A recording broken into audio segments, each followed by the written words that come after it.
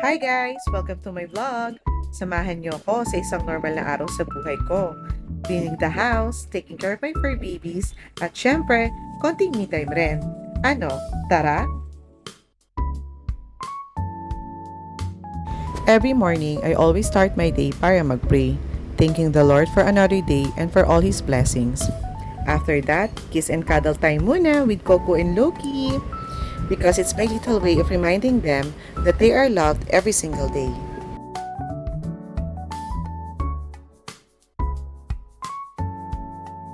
Rise and shine, tamang tungaw muna sa balcony to see if maganda ang weather. Thank you Lord for the good weather. At dito na nga magsisimula ang araw ko. Yun ay ang maglinis ng bahay. Since may fur babies ako, importante sa akin na malinis ang bahay para komportable kaming lahat. Hindi lang puro cuddle ang pagiging fur mom. Kailangan din maglinis, magbigay ng food, ng treats, and TLC. Malaking responsibility ang pagiging fur mom. Kaya siguraduhin na pagkukuha kayo ng pets ay ready talaga kayo. Every morning, ito na talaga yung routine ko. Magpagpag ng unan, maglinis ng kama, at ayusin ito para pag natulog kami sa gabi, feeling better talaga kami.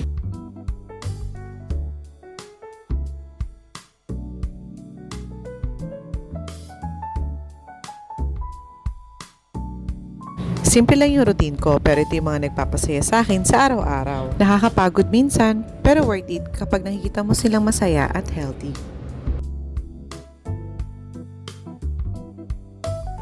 O paano guys? Tapusin ko muna yung routine ko ha. Enjoy watching!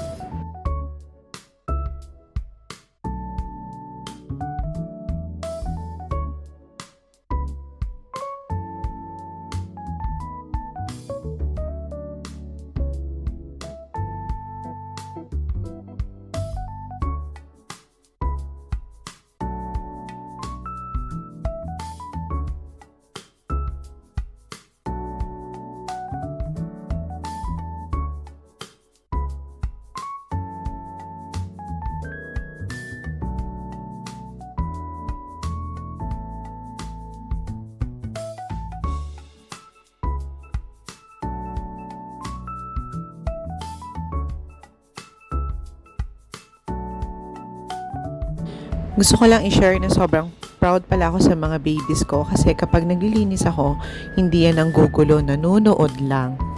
Ang cute, 'di ba? After maglinis, breakfast time naman ng mga babies. O 'di ba, excited na nga si Loki.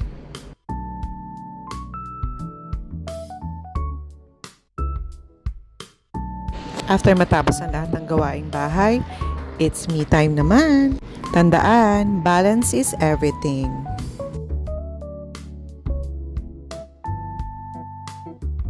Simple reminder, don't forget to make time for yourself too. At syempre, hindi mawawala ang cuddle and kisses ng mga babies ko. O diba, ang sweet nila? These quiet moments are my favorite. They may not say a word, but they always know how to make my day better.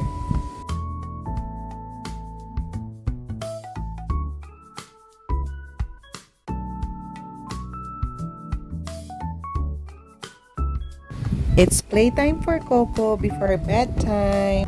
Keeping them active isn't just fun. It's also a great way to keep them happy and healthy. And now, it's Loki's bebe time.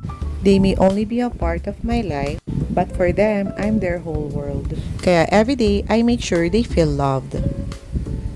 That's it for today's vlog. Thank you for watching, guys. See you sa next vlog. Bye!